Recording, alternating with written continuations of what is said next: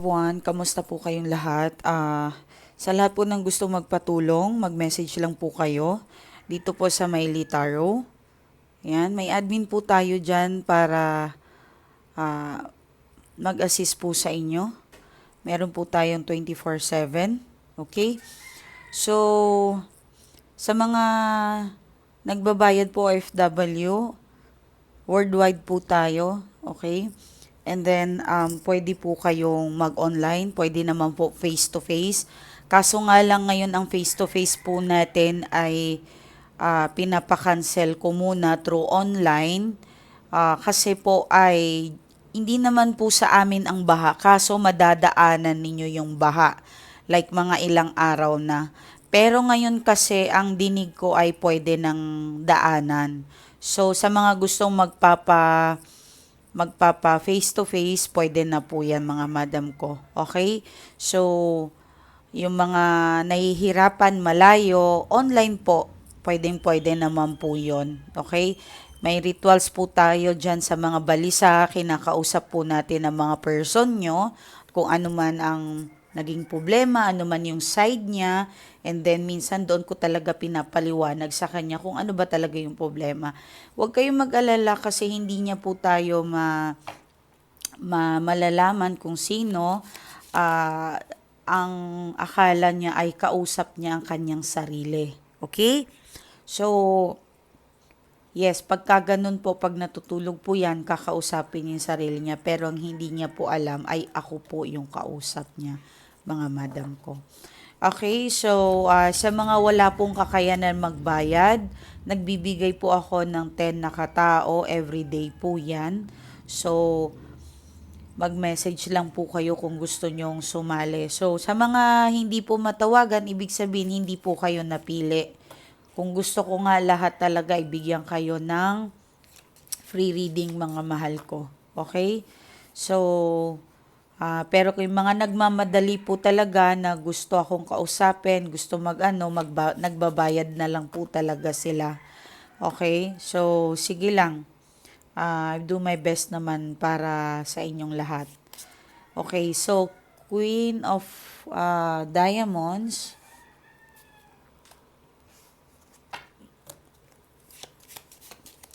Marami pong nag-message sa akin na, "Ma'am, nalulungkot kami kasi wala kang upload." Alam ko mga madam ko, mga ilang araw na. Kasi may mga nagsasabi din na pag nanonood daw sila, malaki daw talaga yung benefits, nagiging maswerte sila, nagiging okay sila. Kasi po, hindi po sa pag-aano ko po sa inyo, nakakapagbigay po talaga ako ng swerte sa iba. Okay? Kaya yun po yung nararamdaman po talaga ng mga yung mga masisipag na nanonood. Especially, marami pong nananaginip kapag sinasabi ko mananaginip sila sa akin. Nanaginip sila ng rainbow, malinis na tubig, naliligo sila. So, yun po mga madam ko. Okay? Nagkakatotoo po kasi yon. Kapag sinabi ko mananaginip sila ng maganda, nangyayari po talaga. Okay.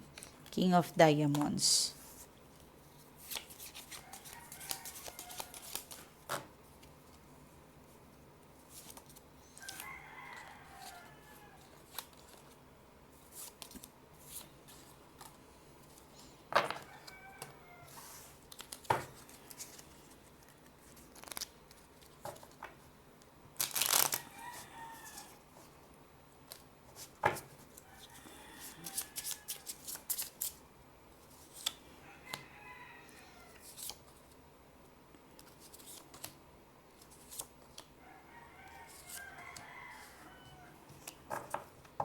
So, para makita nyo talaga ako. Ayan.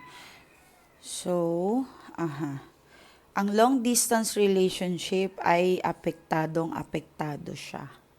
May nalulungkot dito. Hindi ko alam kung kailan kayo hindi na nagkita. Okay? But, meron kasi ditong bad influence sa kanya. Sa tuwing nalulungkot siya, sinasamahan siya. Pwedeng babae, lalaki, pwedeng kakilala, pwedeng katrabaho, pwedeng best friend. Okay? So, parang nalilibang siya. malaki po ang ginagastos niya kapag siya ay nalilibang. Okay? Okay, checking energies tayo sa person nyo.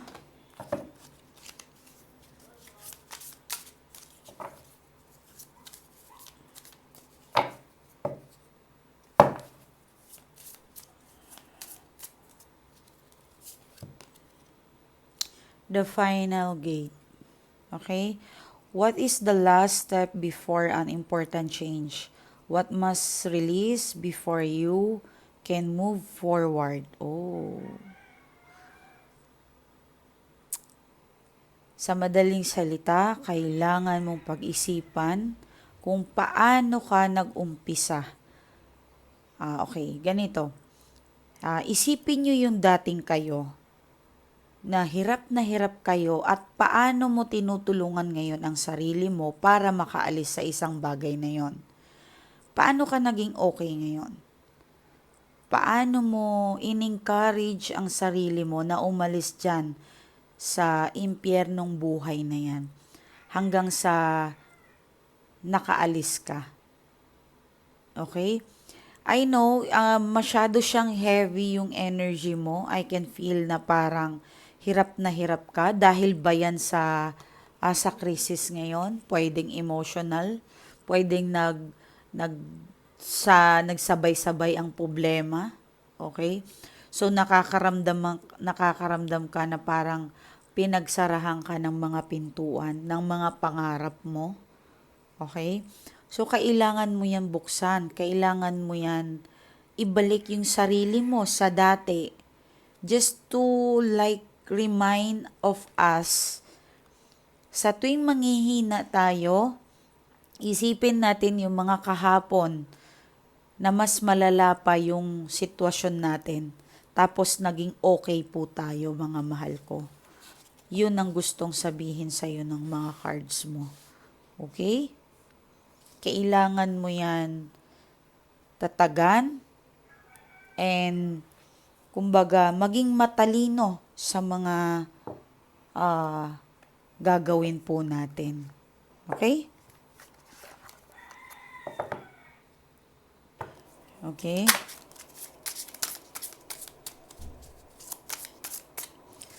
So, checking energies tayo.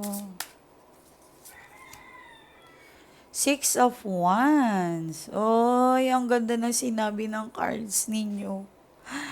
Kahit ang heavy dito, ang ganda ng pagkasagot sa inyo.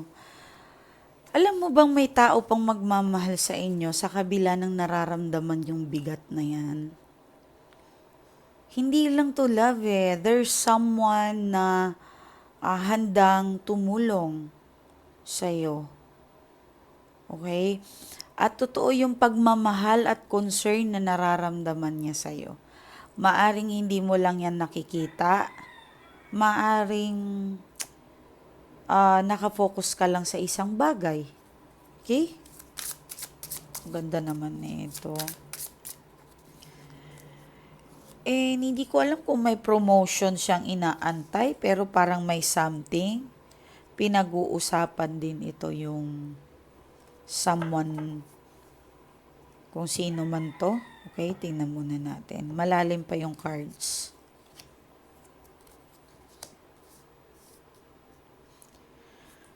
Okay. Oh my God. Karma is a bitch talaga.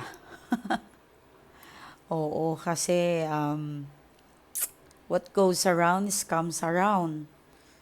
Okay, sabi ko naman sa inyo, maging mabuting tao kayo lagi kasi 20 years po yan. Kapag hindi po tayo naging mabait, dadalhin po natin yan ng 20 years. Okay?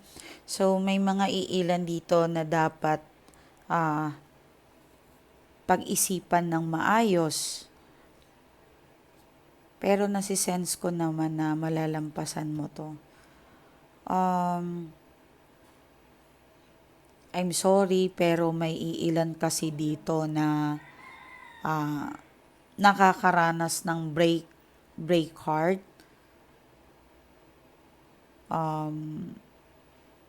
balisa, hindi nakakatulog. Yan, yung bang balisa, yung parang hindi niya alam yung kung ano yung gagawin niya. Okay? And may nasisense ako dito na gustong makipag-usap pero mas nauunahan ng pride. Kasi mas iniisip niya kasi yung mga bagay na negative. Iniisip niya yung mga bagay na hindi naman makakatulong sa inyo. Okay? So, meron ditong pinag-iisipan pa. Hindi ko alam kung ano to, pero pwedeng gamit, pwedeng message, pwedeng pinag-uusapan pa na kung makikipagkasundo ba siya. Okay? Pwedeng isang posisyon. Okay? So, yung sitwasyon ng person mo, nahihirapan siyang gumalaw. Okay? So, if ever hiwalay na kayo, wala na yung person mo, meron kasi ditong third party. Okay? Meron third party at meron ditong hudas na nagtuturo sa kanya kung ano yung mga dapat niyang gawin. Bini-brainwash siya. Okay? Tinuturuan siya, nakalimutan ka. Pwedeng babae, lalaki yan. Pwedeng family. Okay? Yeah, pwede po yan. Pero kasi ang advice sa'yo, hanggat hindi mo nabubukas ang sarili mo na dating gawa mo, I mean, isipin mo daw kung paano ka nakaalis, lumakas para makaalis at mabukas mo yung pintuan na to or yung gate na yan para sa'yo. Okay? Heavy metal yan, so kailangan mo ng full force. Hindi po yung simple lang to na parang, ay, kaya ko rin naman yan mag-move on. No. Medyo may kabigatan to para matuluyan mong mabukas to. Okay?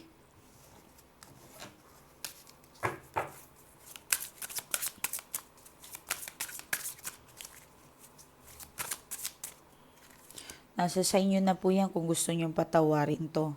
Pero meron kasi ditong mas inuuna niya kasing makinig din sa iba. Kaya kayo na nasira or nagpasira siya. Yes, nasa sa inyo na po talaga yan. Mayabang po to actually. Feeling niya ay pabigat ka sa kanya. Feeling niya parang ikaw yung bang tawag dito, yung bang parang something na naglulustay ka. Okay? So, Seven of Cups and King of Pentacles and the Moon, the Fool and Queen of Pentacles.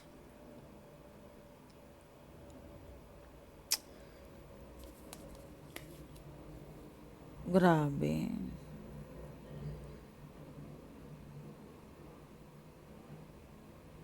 Meron siya mga tinitingnan dito. May mga gusto siyang gawin. Pwedeng mag-travel. Pwedeng this year or next year. This coming summer. Meron siyang travel na gagawin. Pwedeng palabas yan ng ibang bansa. Okay? And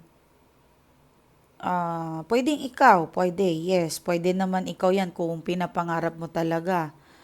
Yes. And I think once na kayo mag-step forward, makikita mo ang blessing mo para sa'yo. Mabubukas mo talaga yung pinto para sa'yo.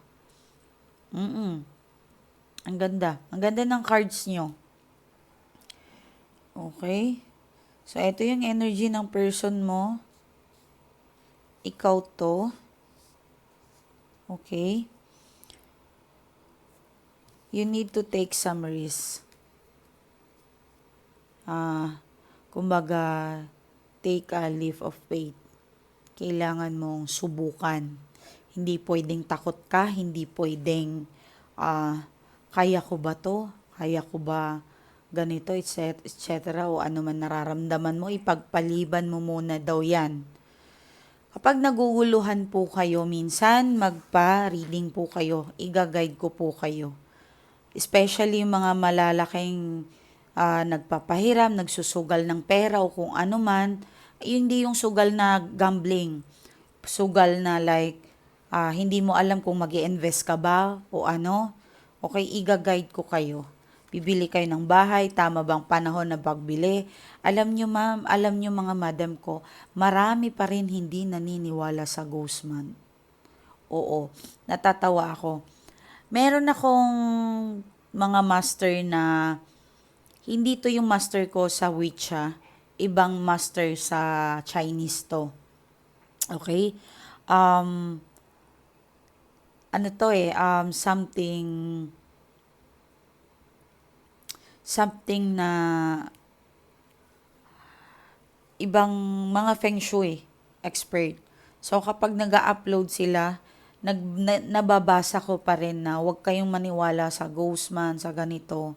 Totoo po yan sila. Kasi ang spirit po ay malaki pong affect sa atin kapag hindi po natin sila rinespeto.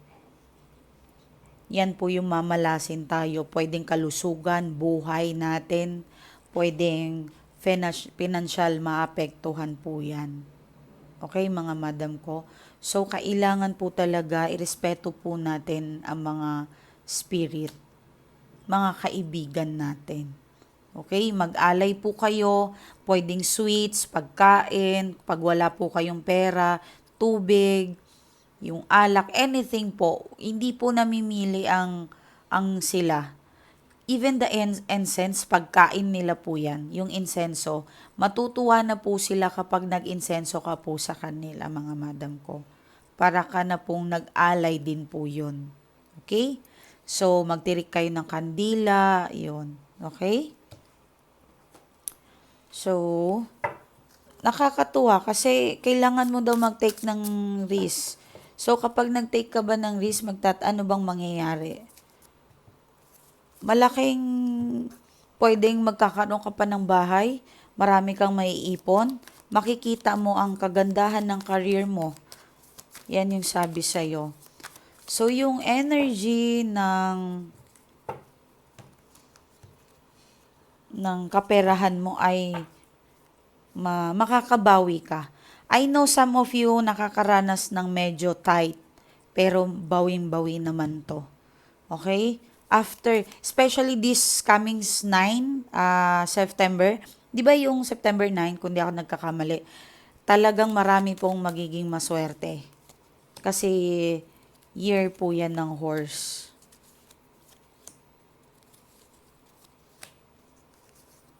Ito po ay energy ng person ninyo.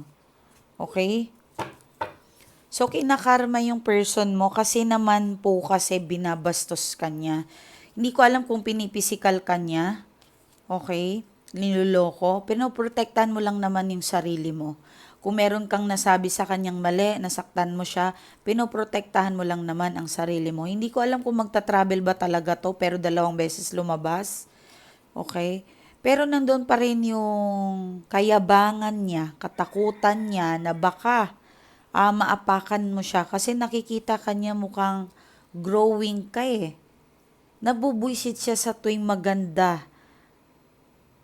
Oh my God. It's something feel like na parang competition para sa kanya ang ginagawa mo. Kung okay man ang career mo, para sa kanya parang nagko-compete siya sa'yo. Nako. Malamig ang pakikitungo niya sa'yo. Malamig. So, may iba, pwedeng madidiligan kayo. Pwedeng nakikipag-sex siya sa'yo kasi kailangan niya. Yes, meron makikipag-sex sa mga nagsasama. Magsisex pa kayo. Nalilibugan pa rin kahit papaano. But, sorry po, yung iba, meron po talagang gumagawa. Kasi ang demonyong cards ay lumabas. And tingnan nyo naman. Yes, yung iba po sa inyo. Siguro mga half-half ng nanonood dito. May problem, may spell nangyayari. Okay, so all over your cards is May maririnig kang balita para sa kanya. Yes, may maririnig kang balita. And siguro mababalitaan mo rin to na makakarma siya. Yes. Okay, so yung cards mo para sa'yo. Pero okay yung financial mo doon ha. May pinapangarap ka pang isang bahay property. May bibigay pa to sa'yo. Huwag masyadong mag-isip ng pangit. Ibibigay pa to sa'yo mga madam ko. May pupuntahan ka, pwedeng mag-unwind ka, lumabas ka, mag-relax ka daw, okay? Mag-isip ka ng tama, makukuha mo to at ibibigay sa'yo. I-recharge nyo lang ang mga sarili ninyo mga madam ko. Okay, so maraming salamat. Yan ang payo sa inyo ng universe. Ginaguide ko lang kayo, pero ikaw pa rin ang may hawak ng wheel of fortune mo. Okay, so uminom po kayo ng tubig. Everyday po yan. Maganda po yan pag may bagong dasal natin. Pero timeless naman to kahit kailan nyo po ito maririnig. I-ready nyo po yung tubig nyo.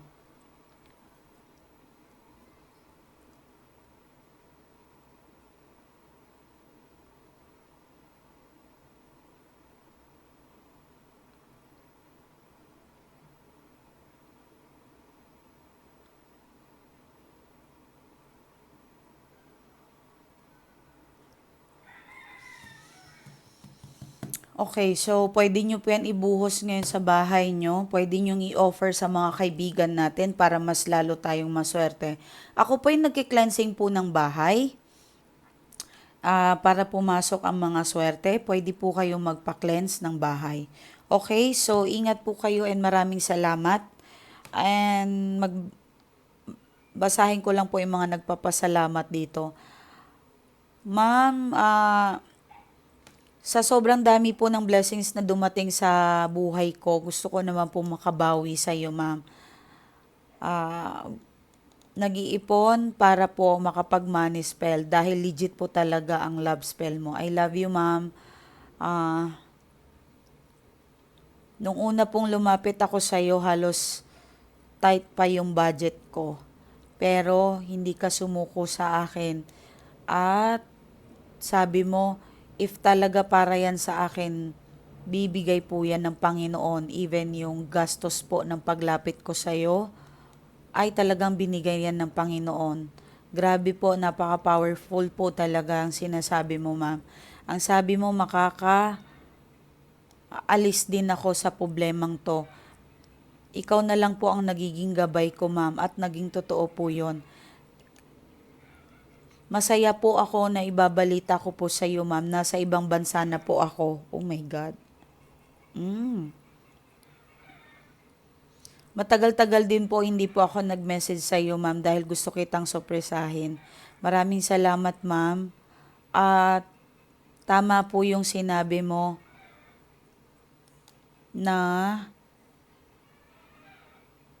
hanggat mahirap ang kalagayan at damdamin ko, hindi ko makikita ang para sa akin. Totoo po yun. Ngayon po ay talagang masaya po ang puso ko, ma'am. Sabi mo pa sa akin, maalala mo, ma'am, na may makikilala akong bago. At mukhang nangyayari na po ito, ma'am. Ilang months na po kasi na napakasipag ng tao na to. At nakakagulat din po, ma'am, bigla pong gustong bumalik ang person ko. Litong-lito ako ngayon, ma'am, pero masaya po ako kung ano po ang ibibigay ng Panginoon sa akin. Etong person ko po na ex ko ay naghalos kulang na lang magmamakaawa at subukan daw naming ayusin. Sa sobrang ang dami ng abuse na ginawa niya sa akin, ma'am, physical and mentally, parang nakakapagod na nga. Gaya ng sabi mo sa akin, ma'am, ipagdadasal mo ang healing process ko. Unti-unti po yun nangyayari. Habang ako ngayon walang paki sa kanya, siya naman ngayon ang nagpupumilit mapansin ko. 5 Facebook na po ang blinak ko sa kaka-message niya sa akin. Hindi ko po alam maintindihan, pero ma'am, sorry, tuwang-tuwa po ako, ma'am. sa tuwing sinasabi niyang nahihirapan siya. Pero gaya ng sabi mo ma'am, wag akong maghangad ng masama pa rin sa mga taong gumawa sa akin ng masama. Maraming salamat ma'am, gina-guide mo ako. Kahit po na masakit yung ginawa niya sa akin, ay pinapatawad ko pa rin siya. Pero tama po yung sinabi mo ma'am, kung anong meron sa akin, mag-enjoy muna ako at susundan ko po kung ano po ang payo ninyo. Ikaw po ang aking guardians angel sa ngayon ma'am. Ayoko po makinig sa iba. Hindi po ako nagtitiwala basta-basta. Maraming salamat po talaga ma'am, at hopefully po maging okay kayo dyan sa Pilipinas. Bigla po akong nag-alala nung nabalitaan ko yung mga news na baha po dyan sa'yo ma'am. Hopefully po lahat po ng staff mo at admin mo ma'am, mag-ingat po kayo dyan. Ilang months na din po ma'am, makakabawi din ako sa'yo. Nag-iipon-ipon lang ako. So maraming salamat. Alam nyo, nakakatuwa yung mga client na ganyan na nakakaalala pa sila kahit natulungan na sila. Yan si ma'am, binubugbog po yan ng asawa niya. Kasi po, ang kanyang asawa ay engineer po. Maraming pera, construction, may company. So mayabang ang lalaki.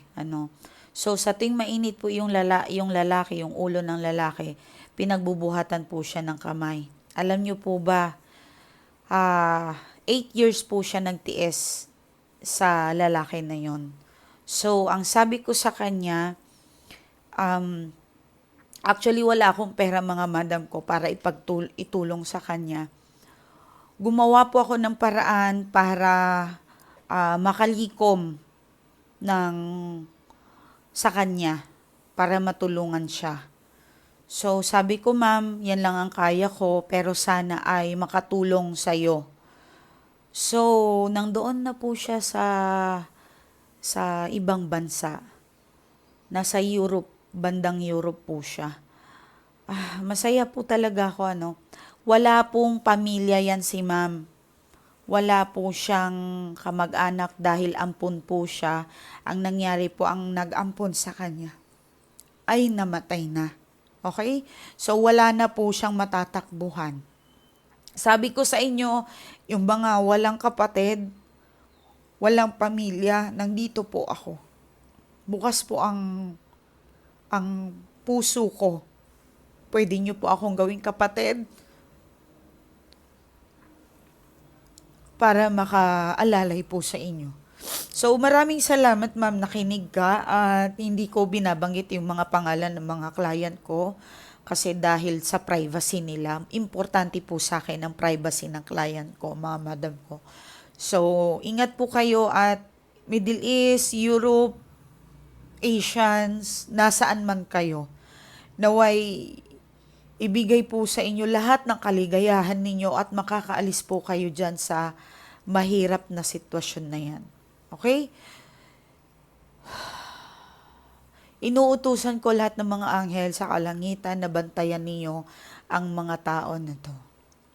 Okay? So, mag-comment po kayo dyan sa baba dahil yung mga pangalan nyo po, kinukuha ko po yan, sinasama ko po yan.